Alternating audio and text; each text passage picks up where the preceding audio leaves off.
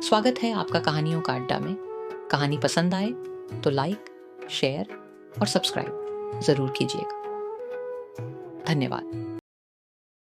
हर घर में होते हैं कुछ खास किरदार, लेकिन इस घर के हर किरदार में है थोड़ी मिर्च, थोड़ा नमक और भरपूर ड्रामा। सबसे पहले मिलिए घर की अघोषित प्रधानमंत्री, परंपरा की महारानी। ये है सावित्री देवी, तानों की ओलंपिक में गोल्ड मेडलिस्ट। सासू मां नहीं, सीधा सीरियल की विलेन लगती है। अब आते हैं बेचारे अनिल बाबू पर, जो मां और पत्नी के बीच ऐसे फंसे हैं जैसे कुरकुरे में मसाला। बोलें तो बवाल, चुप रहें तो सवाल। ये हैं घर की नई नवेली बहू प्रिया। पढ़ी लिखी है, समझदारी से भरी है और हाँ, संस्कार भी बिल्कुल इंस्टॉल किए हुए हैं। मगर हर दिन जीती है बिना जवाब दिए, ताने सहते हुए। और अब आओ मिलवाते हैं घर की छोटी धमाका पर चुटकी से। छोटी है पर हर सीक्रेट की चाबी इसी के पास है। देखती सब कुछ है, बताती सबको है। इन सब के बीच मोहल्ले की खबरों का लाइव ब्रॉडकास्ट है। रमेश मामा, हर गली की गप, हर घर का घपला, सब मामा की जुबान पर। और आखिर में घर की सबसे शांत लेकिन सबसे शातिर सदस्य दादी। कभी तानों की महारठी थी, अब समझदारी और व्यंग्य की मिसाल बन चुकी है। आजकल की लड़कियां शादी तो कर लेती हैं, लेकिन चाय और संस्कार दोनों फुस्सक। मम्मी जी, मैंने सोचा डायबिटीज में ज्यादा इलायची ठीक नहीं। तौबा तौबा, अब बहू सास को शुगर की क्लास पढ़ाएगी। तभी वहां अनिल आता है। बिना जाने कि युद्ध चल रहा था और बोलता है, वाह, खीर बनी है। प्रिया ने बनाई क्या? हाँ, तुम्हारी मॉडर्न शेफ बहू ने बनाई है। मीठा कम, एटीट्यूड ज्यादा डाला है। बस ऐसा ही होता है इस घर में हर दिन। ताने तो यहाँ ऐसे चलते हैं जैसे रोज के ऑफर में नए फ्लेवर के साथ। एक दिन घर में पारिवारिक कार्यक्रम होता है। प्रिया सब कुछ बेहतरीन तरीके से संभालती है, रंगोली से लेकर रसगुल्ले तक। मेहमान कहते हैं, अरे वाह, बहू तो कमाल की निकली। ये सब दिखावा है भाई साहब। हमसे पूछो, हर रोज इसके हाथ का खाना खा खा के बीमार हो गए हैं हम। आज का खाना तो मैंने बिट्टू हलवाई से मंगवाया है। इस बात पर कोई कुछ नहीं बोला और प्रिया का तो जैसे दिल ही टूट गया। इसलिए अब उसने ठान लिया था कि कल से इस घर में नदी उल्टी बहेगी। ना ही वो घर का काम करेगी और ना ही तानों को चुपचाप सहेगी। अब तो हर ताने का जवाब मिलेगा, वो भी चाय के साथ नहीं, सीधे जलते तेवरों के साथ। आज था बगावत का पहला दिन। सुबह के 10 बज चुके थे। ना दादी को चाय मिली थी, ना छोटी को दूध और ना ही घर की प्रधानमंत्री यानी सावित्री देवी को नाश्ता। गृह मंत्रालय में हड़कंप मच चुका था। तान तानातन करते हुए सावित्री देवी हॉल में ऐसे दाखिल हुई जैसे महाभारत के मैदान में अर्जुन, और बिना देर किए जोर जोर से चिल्लाना शुरू कर दिया, जैसे आवाज से ही काम हो जाएगा। प्रिया, प्रिया, अरे कर्म जली, कहाँ चली गई सुबह सुबह? न चाय, न नाश्ता, न दूध। माँ, भाभी तो भैया के साथ शॉपिंग पर गई है। उन्होंने कहा है कि वो तो शाम को मूवी देखकर ही लौटेंगी। और हाँ, चाय नाश्ते की उम्मीद मत रखना। आज का दिन है बहू स्वतंत्रता दिवस। क्या क्या क्या? बहू स्वतंत्रता दिवस? अरे आने दो उसे। आज मैं उसे दुनिया से ही स्वतंत्र कर दूंगी। ना रहेगा तवा, ना बनेगी रोटी और ना ही बचेगा उसका ये मॉडर्न एटीट्यूड। हाँ हाँ, कर देना स्वतंत्र, लेकिन उससे पहले जा मेरे लिए नाश्ता बना दे। और हाँ, आज मंदिर भी साफ करना है। भूल मत जाना, भगवान से भी ताना नहीं सुन सकते हम।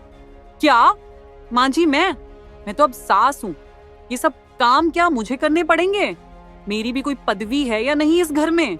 ऐसा है क्वीन एलिजाबेथ, तुम्हारी पदवी का तो पता नहीं, लेकिन ये मत भूलो तुम आज भी मेरी बहू हो और मुझसे अब तक स्वतंत्र नहीं हुई हो। इतना तीखा जवाब शायद सालों में पहली बार मिला था सावित्री देवी को। वो चुपचाप रसोई में चली जाती हैं और घर का सारा काम उन्हें ही करना पड़ता है। शाम के 9 बजे प्रिया और अनिल घर वापस आए और प्रिया सीधा अपने कमरे में चली गई। थोड़ी देर बाद गुस्से में लाल पीली हुई सावित्री देवी उसके कमरे में आई। प्रिया बहू, आज तुम्हें ये क्या सूझा जो सुबह सुबह घर का सारा काम छोड़कर बाहर चली गई? परवाह नहीं तुम्हें कि मुझे दवाई लेनी होती है, मां जी को पूजा के बाद नाश्ता देना होता है और छोटी को दूध पिलाना होता है। दिमाग तो घुटनों में नहीं आ गया तुम्हारा?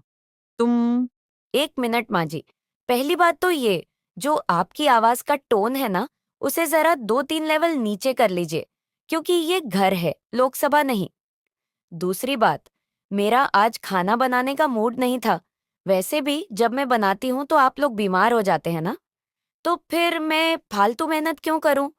इसलिए जैसे आपने आज सारा काम खुद किया है, वैसे ही कल भी कर लीजिएगा। और हाँ, जाते जाते एक छोटी सी रिक्वेस्ट, दरवाजा बंद कर दीजिएगा।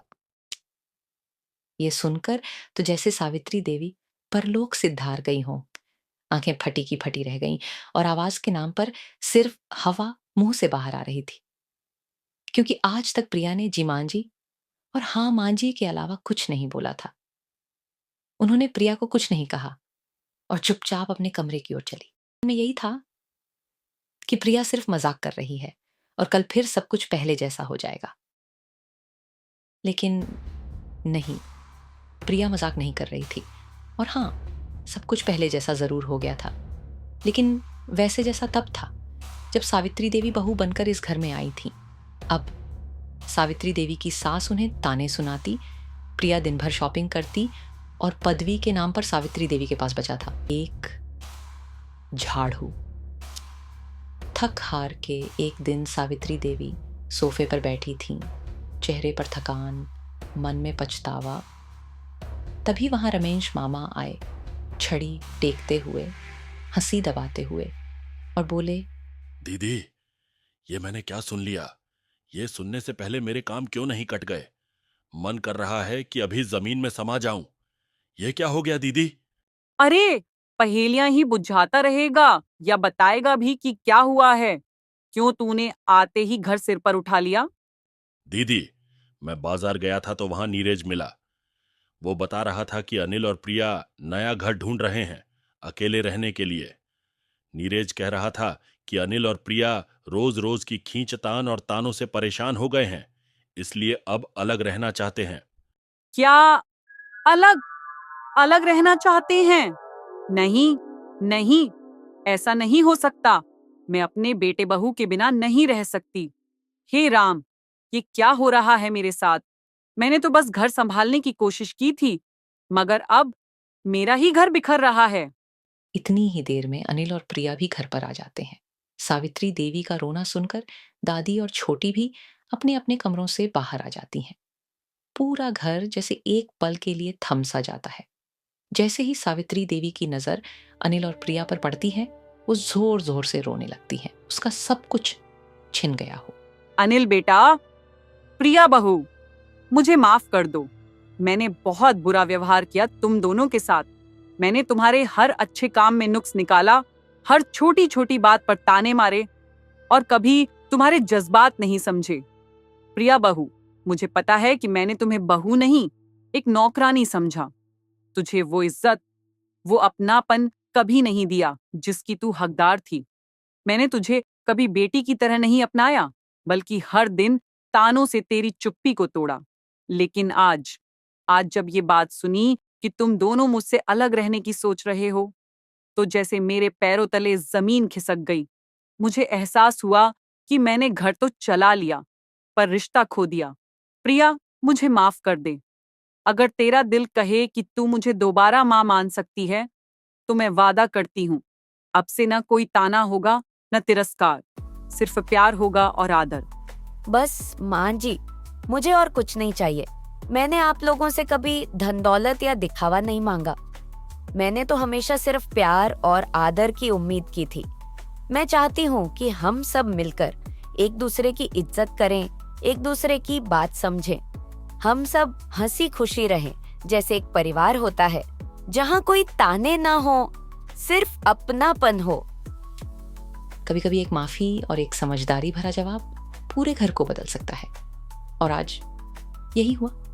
रिश्ते तानों से नहीं, समझ से चलते हैं।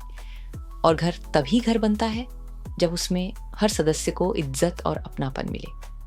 सास बहू का रिश्ता लड़ाई नहीं, एक साझेदारी है, जहां थोड़ी समझदारी, थोड़ा धैर्य और बहुत सारा प्यार होना जरूरी है। अगर आपको ये कहानी पसंद आई हो तो वीडियो को लाइक जरूर करें। ऐसी ही और दिलचस्प और सिखाने वाली कहानियों के लिए हमारे चैनल कहानियों का अड्डा को सब्सक्राइब करें। और हाँ, बेल आइकन दबाना मत भूलिएगा ताकि अगली कहानी की घंटी सबसे पहले आप तक पहुंचे। फिर मिलेंगे एक और नई कहानी के साथ। तब तक के लिए नमस्कार।